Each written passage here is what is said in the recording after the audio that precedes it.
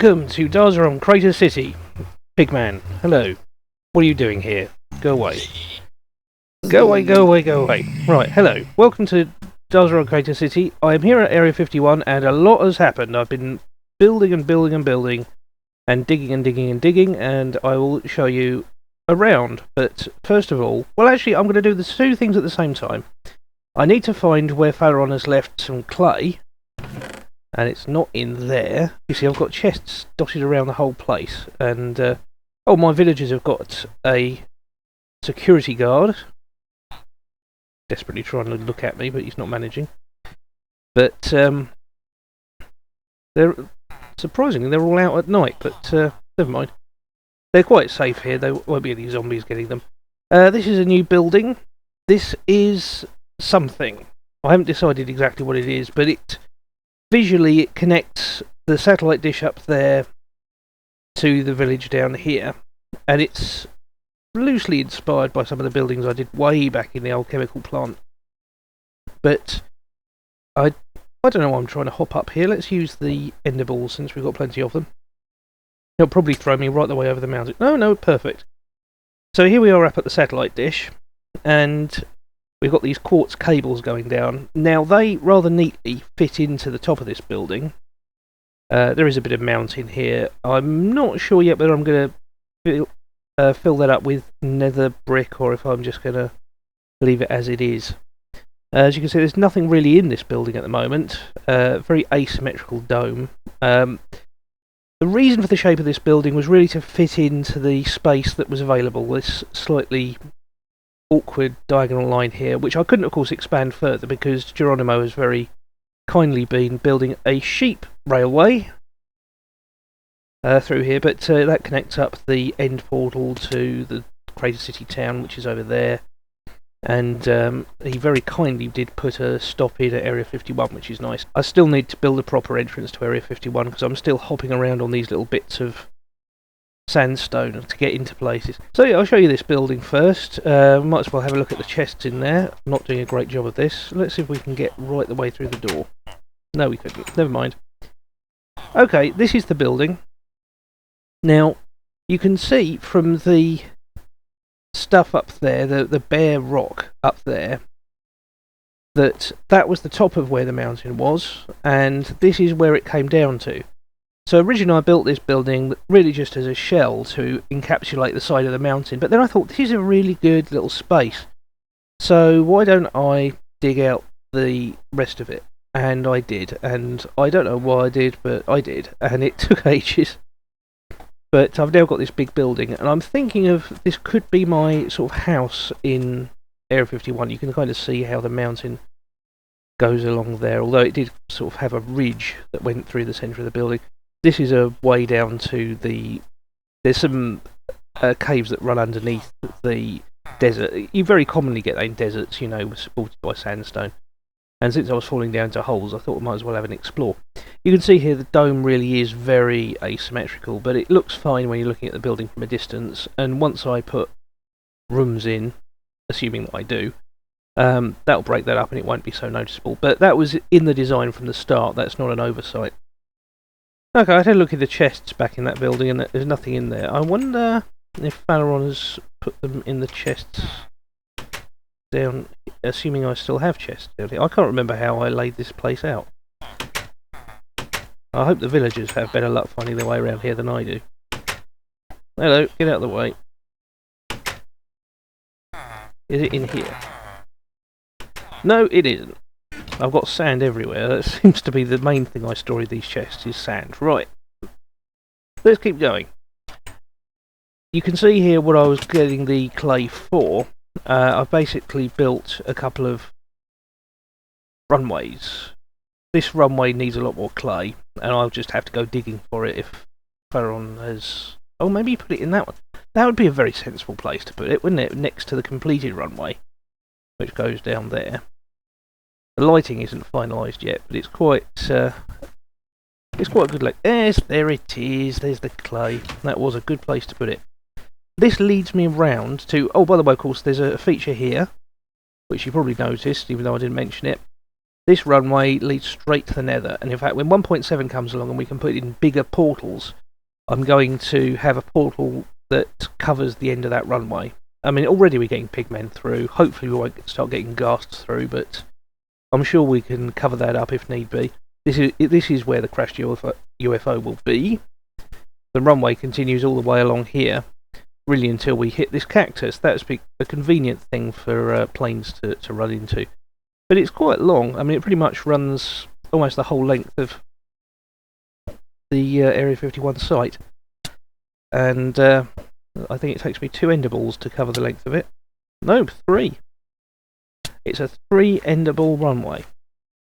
So this brings me to this rail thing you've seen here. We turn round. Look, the hangar is... Oh, it's a good job I didn't use an extra end ball, did I? I was dying there. Right. This is the hangar. It's now got a nice big entrance there, and there's entrances on the sides where you have to show your security pass. We'll assume that's a fingerprint recognizer or something. Biometric scanner of some sort. And these rails, they lead into the hangar. We've got a gantry up here. Shame that there's nothing that looks more like a hook than that, but hey. And it goes to here. This is this trolley where certain craft can be placed and wheeled out automatically. I've used mine carts as the wheels, and you'd have to be careful not to push them because they do go flying backwards and forwards up and down the track. I have yet to actually build any of the craft that will be in this hangar, but we'll have a look and see what is here. This is kind of the work area where there's the gantry for moving big things around, big lumps of metal around and stuff. And sort of you can work underneath here.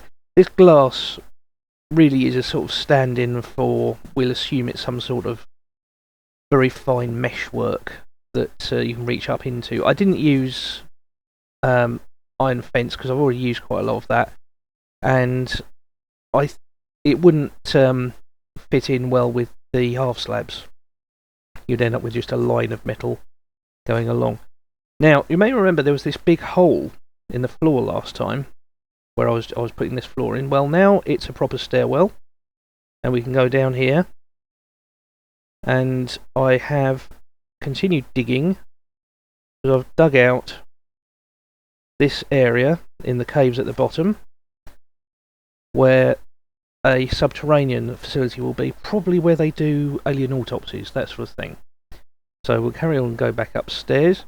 I've gone for this stone half slab motif because it looks very clinical. It looks like it almost might be metal without actually having the expense of iron blocks.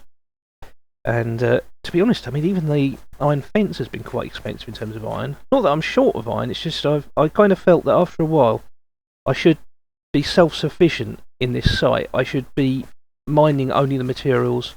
You know, I shouldn't keep taking materials from my own house to bring to this site. I should be able to get everything I need from here.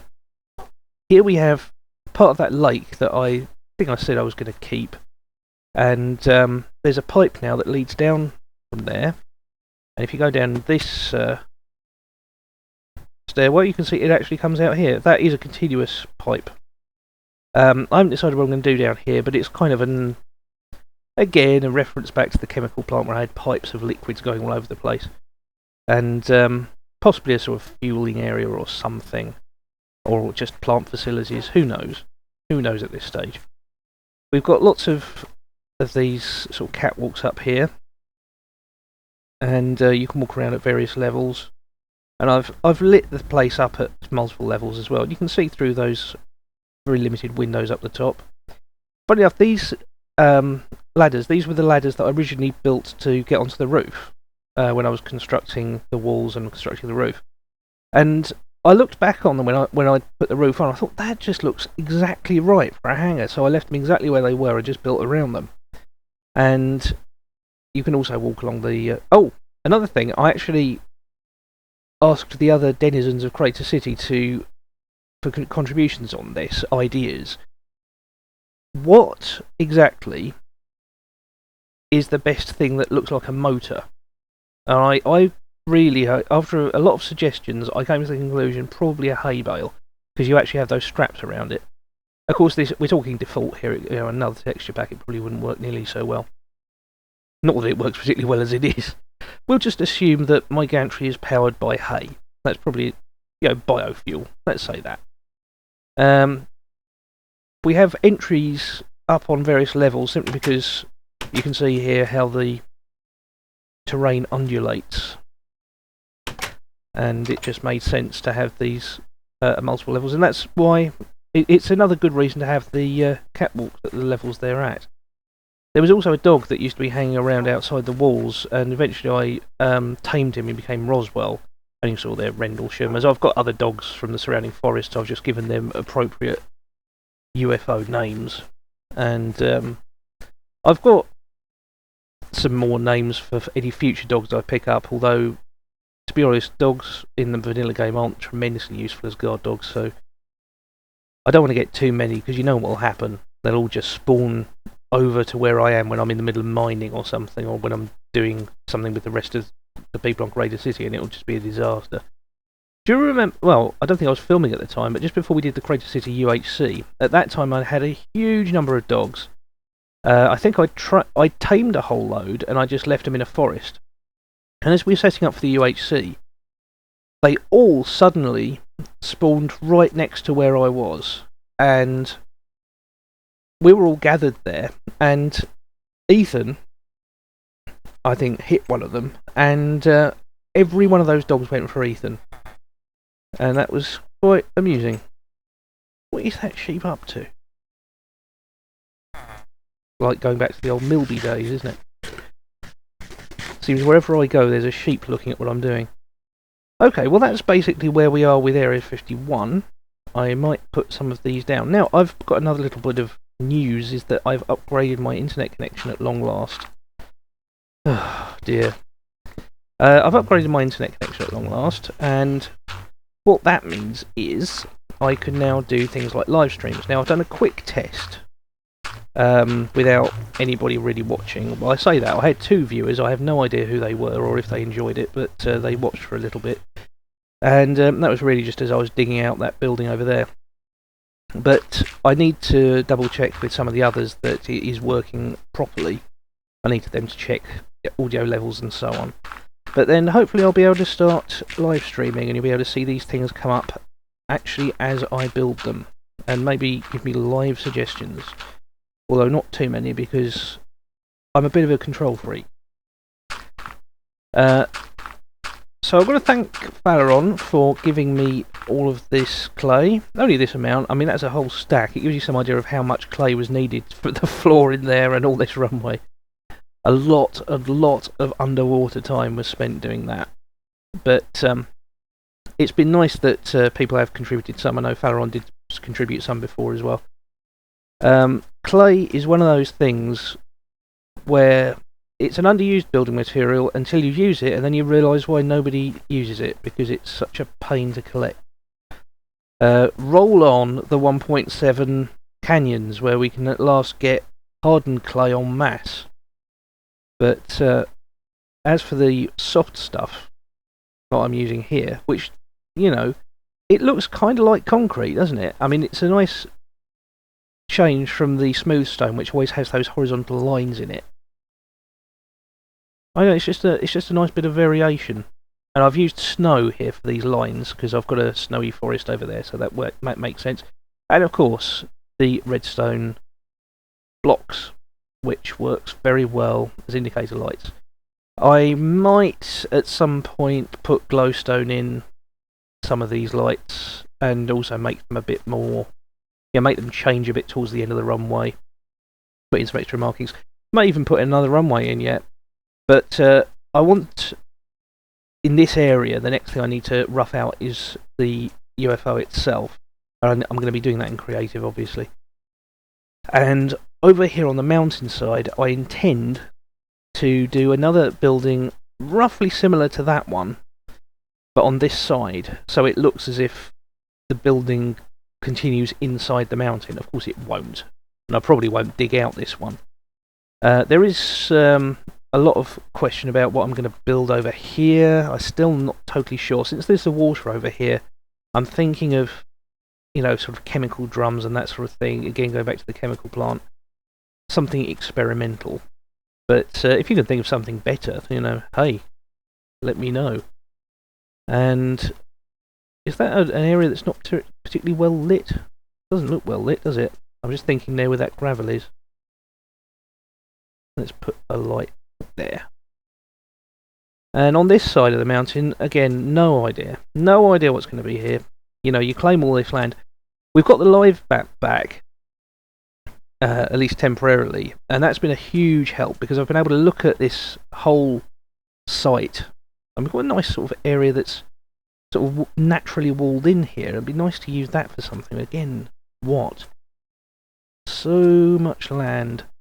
But yeah, the live map, it's been very useful to come up with ideas and see, well, what would fit in there? What would be an imposing presence? That's how I came up with that building, to be honest.